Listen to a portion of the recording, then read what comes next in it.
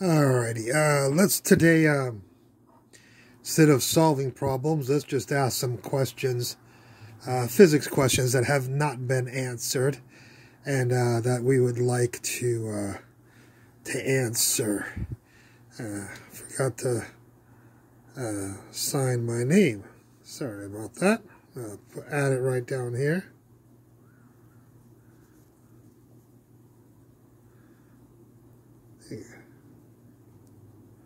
Alrighty.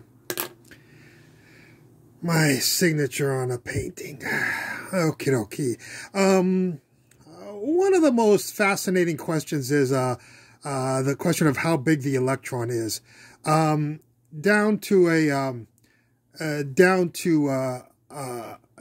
electron's been measured down to down to 10 to the minus 18 meters, but it's smaller than that. That's all we can say, is that it's smaller than 10 to the minus 18, and that's the threshold of our ability to measure distances.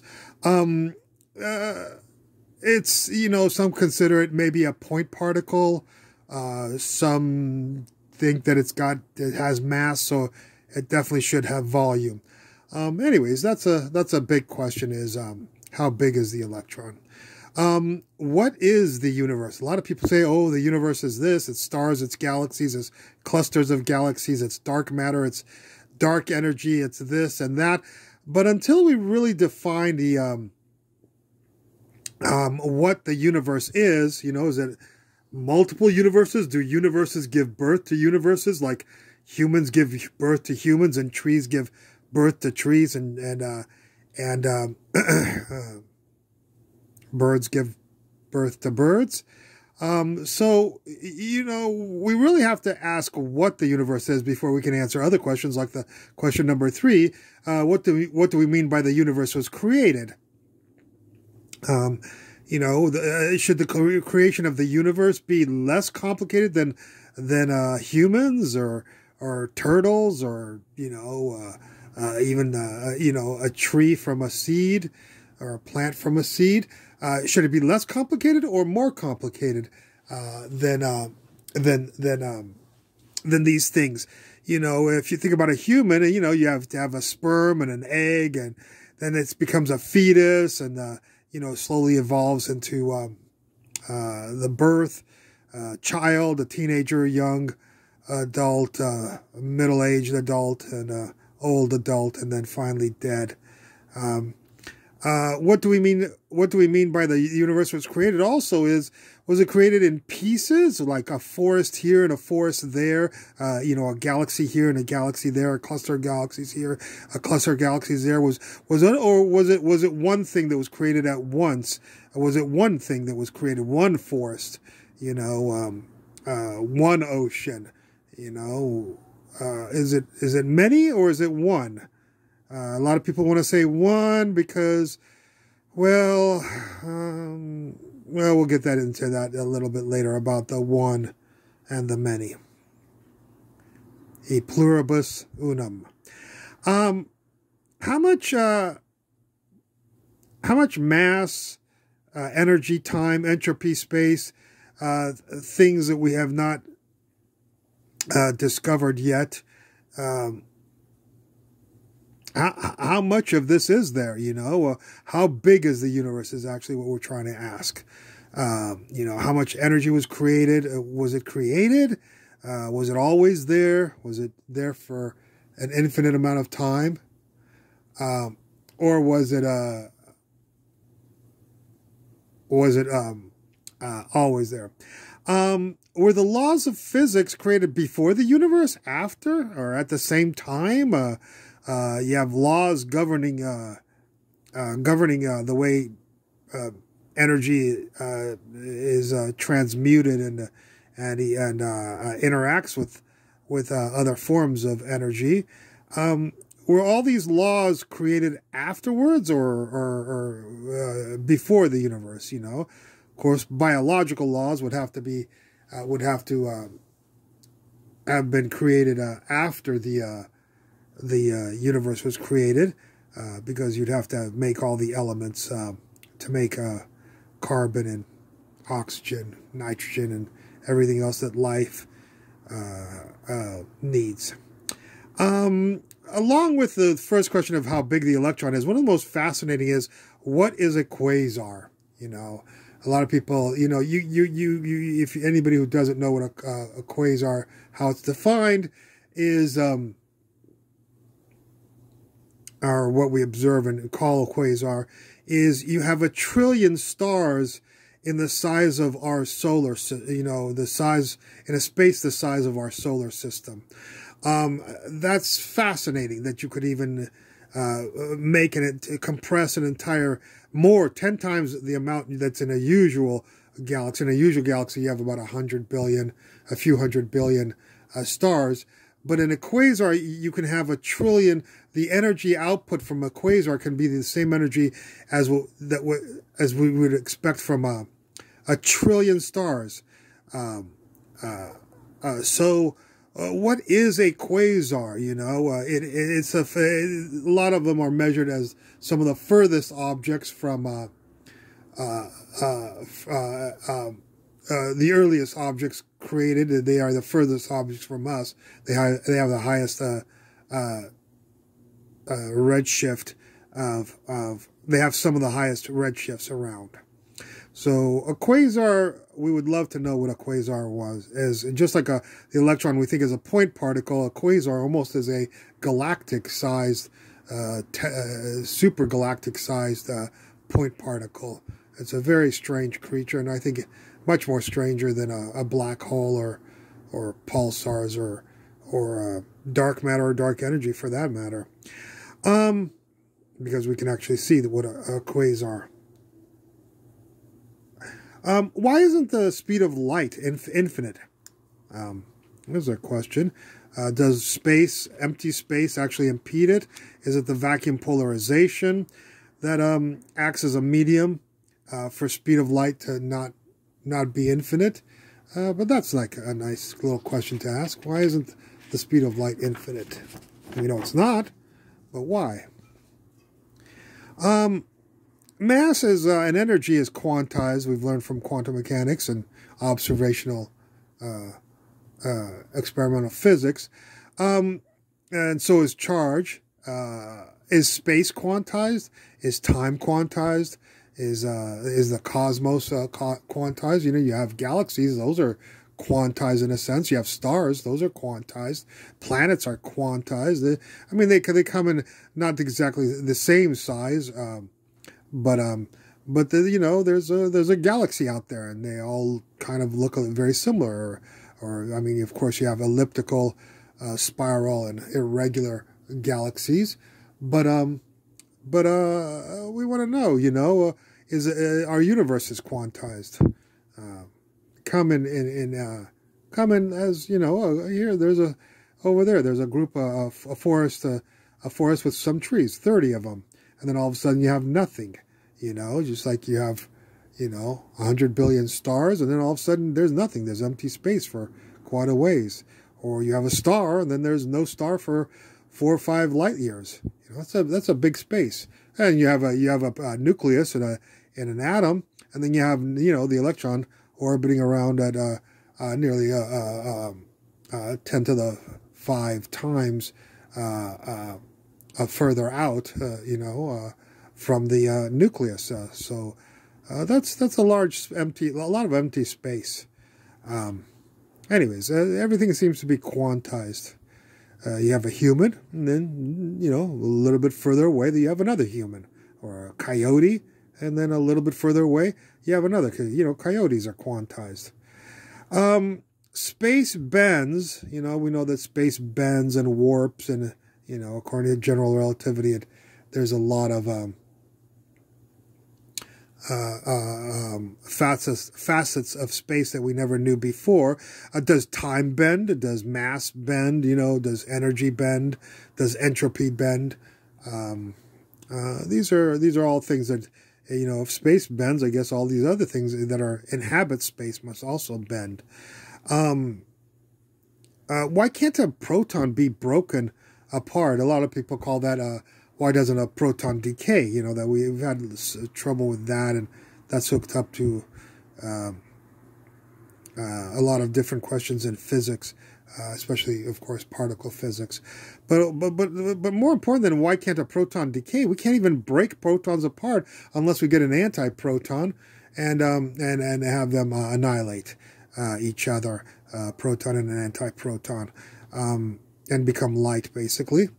But we just wonder what are the strengths of the forces? By the way, I ask all these questions. Some of them I've tried to answer in my, of course, in my lectures. If you look them up in the respective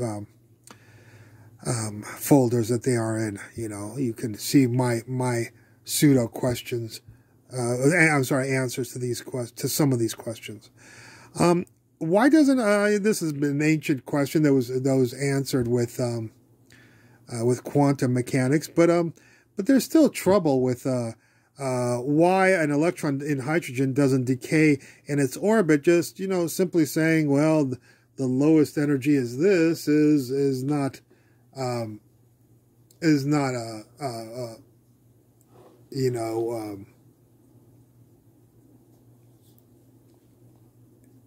it is not satisfying. How do galaxies form? Do they form bottom up, top down? Is it just a cloud and then all the individual stars form from that? Or do the stars form and then come together to be a galaxy? Are they far apart? Are they close together? How do galaxies form? Anyways, the helicity of the electron. Why is the helicity of an electron left-handed? Let's take a look at what else we got here. Does infinity exist physically? We know the infinity exists abstractly in mathematics, of course, but does it actually exist in physically in the universe? I mean, of course, with all the particles that you have in the universe, even if it almost seems like infinity has to fit, but it would answer a lot of questions and make available a lot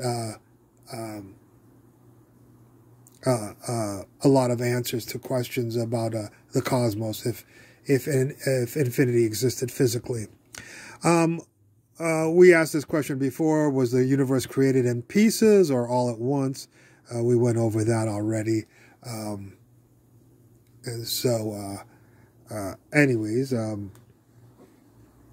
why is there no dark matter in elliptical galaxies? That's a question you might ask. I tried to answer that question in one of my videos. You'll have to decide if it's applicable. Why did Stephen Hawking deny black holes in 2014? I have that in one of my videos also, proof of that. That seems a little strange. He made almost his entire career on black holes. Man can't solve the three-body problem. The three-body problem, we've proven that mathematically. How does the cosmos, or can the cosmos, obviously the cosmos can solve not only the three-body, but the almost infinite body problem.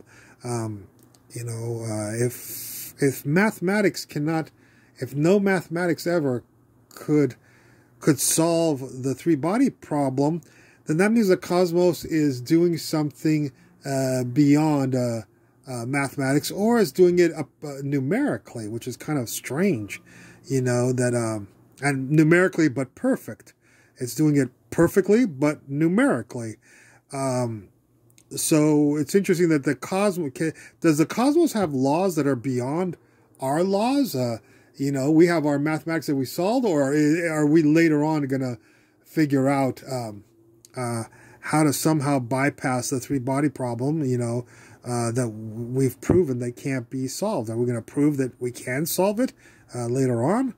Because the cosmos is actually doing that. How many digits, when somebody says the velocity of that proton is 2.03257543 ... how many of those digits are transmitted in a collision when it interacts with another particle, electron, proton, whatever? How many digits are transferred physically? Infinite? Does infinity exist? And infinitely, not only infinite in space, but also infinite in time on a small scale, on an inverse scale. In other words, instantaneously is actually what we want to describe it as. Instantaneously, an infinite number of digits are transferred from one proton to another proton or to another particle as it interacts, or one star colliding with another star, or one cheetah colliding with a deer that it wants to eat. When we ask what is the last digit of pi, of course the question is wrong. The question doesn't make any sense. We've proven that. We might have asked it a long time ago, but the question makes no sense. So one thing we have to be aware of with all these questions that we're asking is, some of these questions, do they not even make sense, and we don't even realize that they don't make sense? We're not our technology or information is not advanced enough to make us realize that the question makes no sense. Does that apply to other problems? Problems in this questions that we're asking you here? That's a question to ask. Is the proton two anti-electrons, or two positrons, and an electron put together? That's one of the ones that I do have a video. I guess I should put a V for, there's a video that I've made to try to answer that question. Does infinity exist for mass, time, space, matter, entropy, energy? Is there an infinite amount of mass in the universe? And has it been infinitely alive, infinitely an infinite amount of time? Is it infinite in space? Which of these things are infinite and which are not infinite? Is there an infinite matter, energy, or entropy? Light is a wave, so is a particle is a wave, matter is a wave, and particle is a wave. Light is quantized, matter is quantized.